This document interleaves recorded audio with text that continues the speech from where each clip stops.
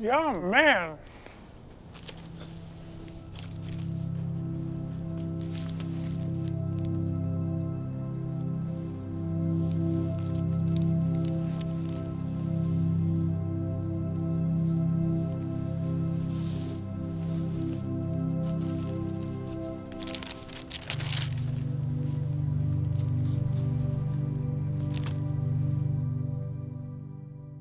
Wilson Morales, Black Film and TV, talking to the director and co-actor of Feeling Through, which is nominated for Best Live Action Short for the upcoming Oscars, put it like that. I forget what number we're at.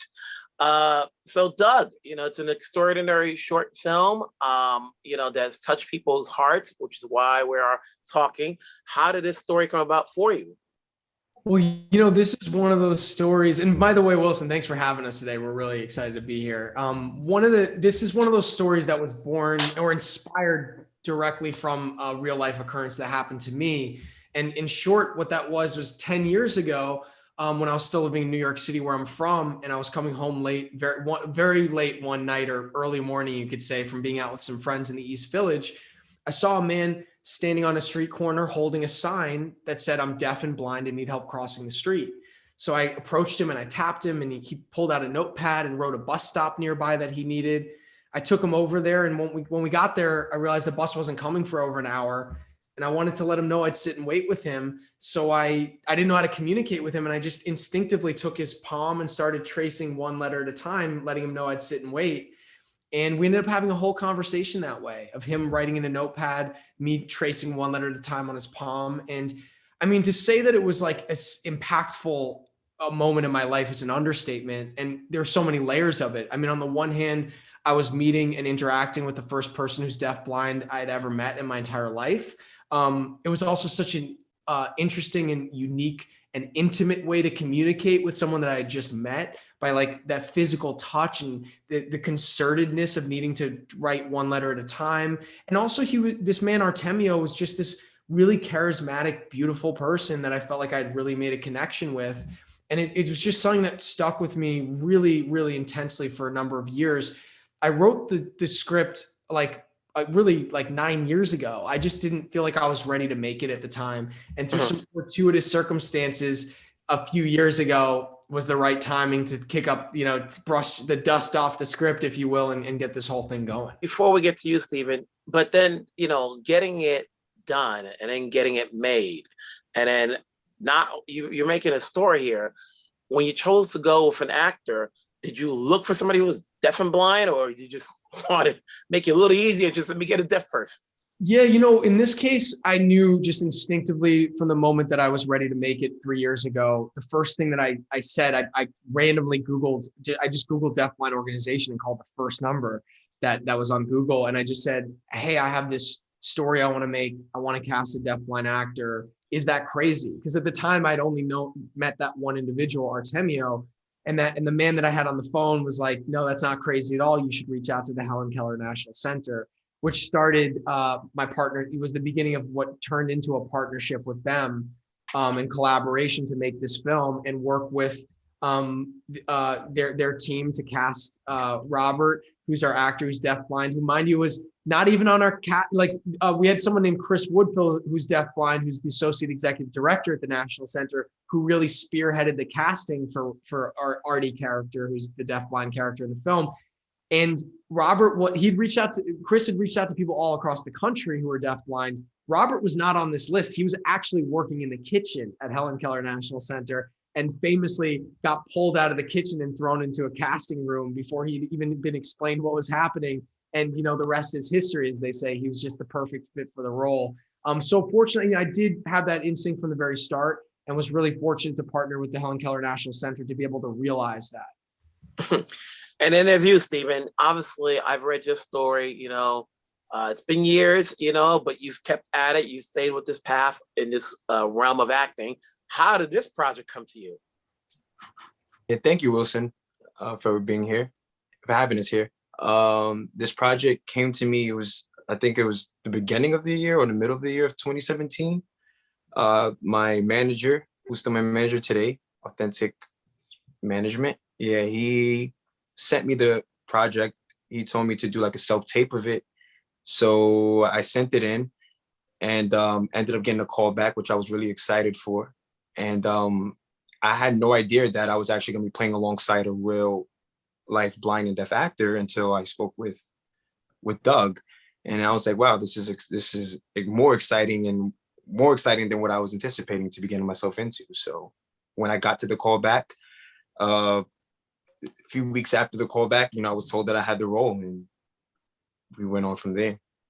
Yeah. Did you have to do any research and training? Because it can be daunting, working with a deaf and blind actor and, not knowing, even though it's a short film, what do you have to do? And, did you have to prepare yourself before you started shooting? Yeah, I had, I had my ideas on I had my thoughts on how is it going to be working alongside a deaf blind actor, but Doug he prepped me already before we even hit the set. He told me that I was actually going to have an opportunity to meet Doug, to go to the Helen Keller Center and interact with Robert to see, how we both find that chemistry with each other, which I'm very thankful for, because that's something I look for within any project that I get into, to find some type of chemistry and relationship with the people that I work with. And meeting Robert, before, when I remember going to go and meet Robert, I know I did keep the thought in my head to not treat him as he needs, he needs my help in any type of way, anything, really respect this man as a man. So that was something that I just kept in mind, to be courteous of. And when we went in there, it was just it was love at first sight. We were good to go. It was just a magic chemistry with everyone there. So it was a great experience with that. Now, Doug, did you have any idea where you were going to go with this movie? It's a short film. It's 18 minutes. Was it longer? Did you have to cut it down? What was the goal when you planned this movie out? Well, pretty early during the pre-production process, I made the decision to document the process of making the film. So I knew from the start that there was going to be more than the short, that we were going to come away with, what is turned into more than a behind the scenes film. It's really a full on standalone, documentary piece in and of itself. But yeah, as far as when you're making, for me, making a short, I like to adhere to the fact that it's a short. So they're finding the right pacing and timing of things is integral. I definitely, as per usual in this process, started with a much longer cut that got whittled down and lost everything that wasn't absolutely essential to telling this story. Because I do think it's important to honor the short film form with something that is appropriately lengthed. So that was something that was definitely a process. And I also wanted to be something that could, you were sitting with these characters and letting it breathe too, that there's this real stillness and intimacy to this story too. So it was finding that balance for sure. But I knew that, it was even before I'd finished cutting the film that I knew that this other idea was born out of it, which was not just to have the film on its own, which has had amazing journey. We're here being a part of the upcoming Academy Awards, but to also create something called the Feeling Through experience, which was how we actually exhibited the film first before we went to a film festival, before we took it anywhere else. And what that was a feature-length event that included Feeling Through, the short film, the short documentary that supported it called Connecting the Dots, that not only follows the story of making the film, but the year-long search for Artemio, the man who I'd met 10 years prior, who inspired it all. And then the third part was a panel discussion and Q&A with the local deafblind community of wherever we were. We got to do this in person initially before the pandemic, and we made it a fully accessible screening event where we'd have as many as 50 interpreters and support staff at an individual screening to provide one-to-one accessibility to deafblind, blind, low vision, deaf, hard of hearing moviegoers. So that was an amazing way to actually really introduce the film to the world. First and foremost, because we knew we wanted to bring it to the community that was at the heart of it first too, and create the accessibility that allowed for the deafblind community to experience it as well. And we've done a lot of events of our own around accessibility and raising awareness for the deafblind community. We've taken it to international conferences on disability in schools as SEL, social emotional learning content. So it's also been an amazing way to, realize this earlier vision of that this could also live as more than a short film as well, and be able to take it to all these different spaces. 4, 5, 6, 7, 8, 9, 10.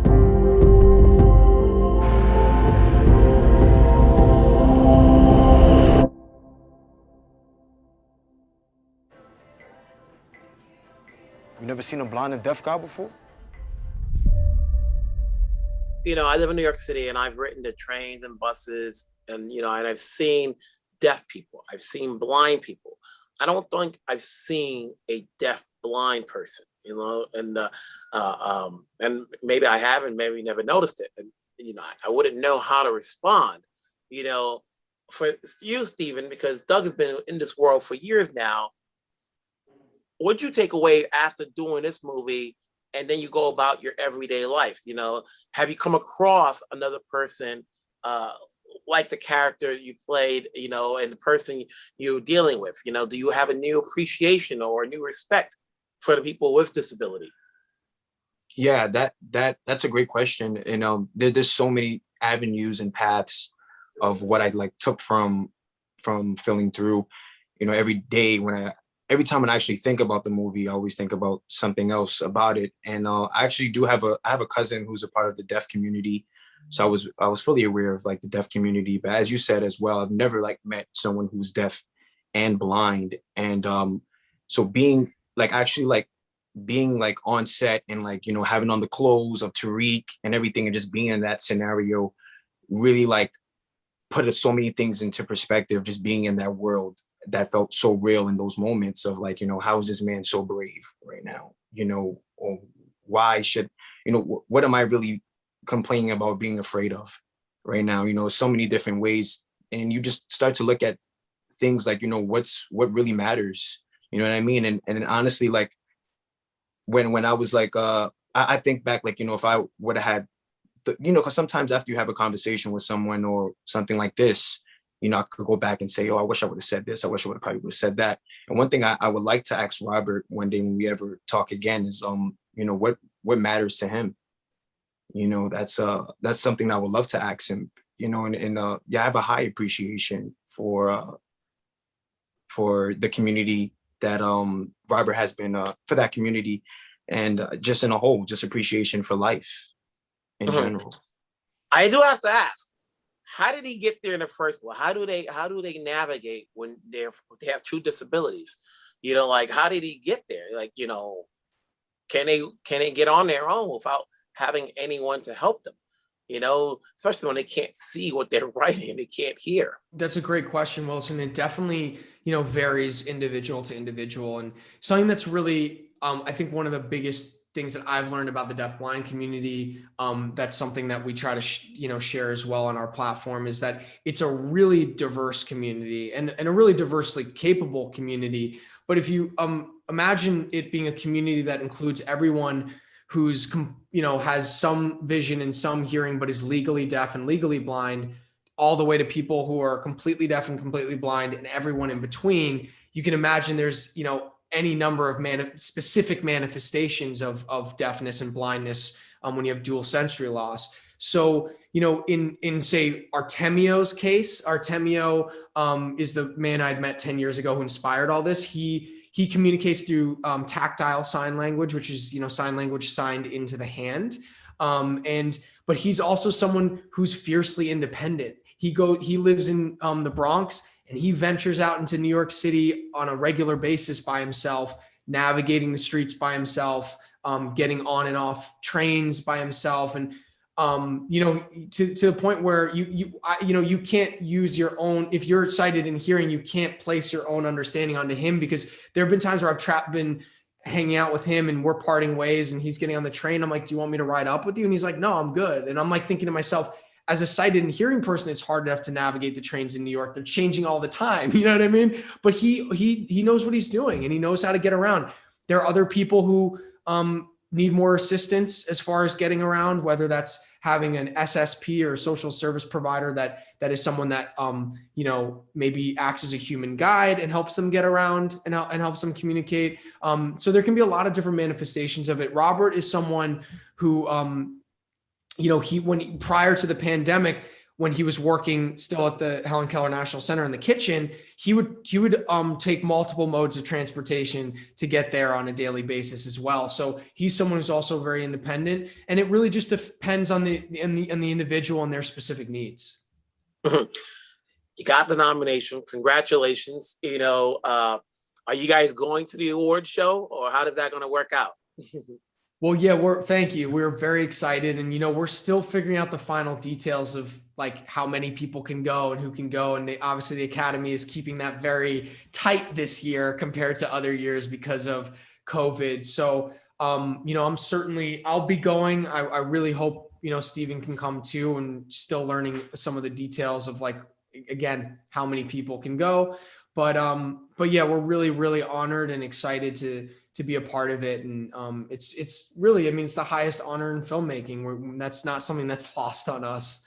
Steven, people know your story. And I guess me being naive, I'm just going to ask it, has the Prince been able to see this? You got a connection, any support to talk about this movie, just like I'm doing, helps out. That is very true. Doug has been, he's been telling me that, it's time for us to really like reach out to him and let him know, I've reached out to him like a few times, like in the past, but recently I haven't took the time to actually write him. And, we all know what's going on with the royal family right now and everything. But I guess at some point I should.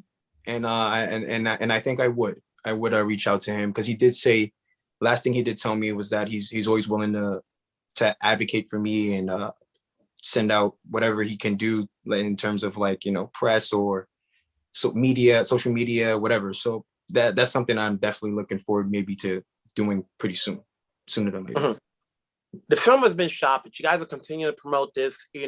What do you have coming up next, Steven? Obviously, until April, until the Oscars, this is all you're doing, to talk about it, get people to see this movie, to talk about it, to hopefully get you guys to get enough support so, you never know, you could win it. Where do you go from here? Well, that's a great question. Well, honestly, like, I'm just always try to keep myself busy within the arts. So, I have this one project that I have about my life that I've written at the beginning of my career.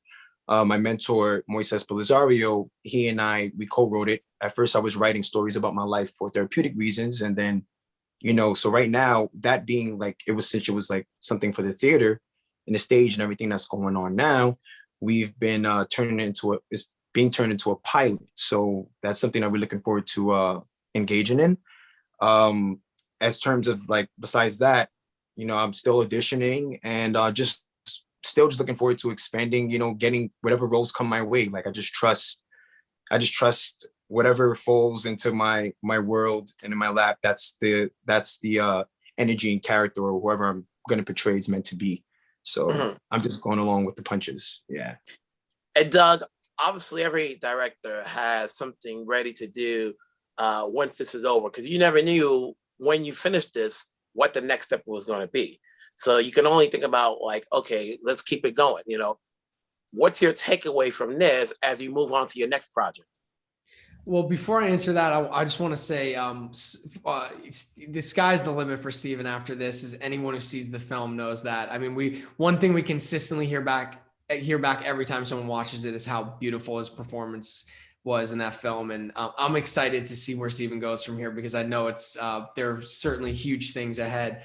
But yeah, I'm committed to making a feature film version of this story. And that's something that I wanted to do way before all of this happened. And I'm glad that everything that's happening now is really going to support the next steps of that. But we've got a lot more to explore here, not just in the story, which I always wanted to explore a longer form version of it, but also in our efforts to make something alongside and inclusive of the deafblind community, and really excited for all the possibilities of that moving forward, alongside, you know, a number of other things that I'll be interested in exploring beyond that. You know, before I let you go, you know, and I'm thinking, you know, you have Marlee Matley in this movie here, and when people think about was this deaf or blind, they think of her because she won an Oscar in her first movie in this sort of role.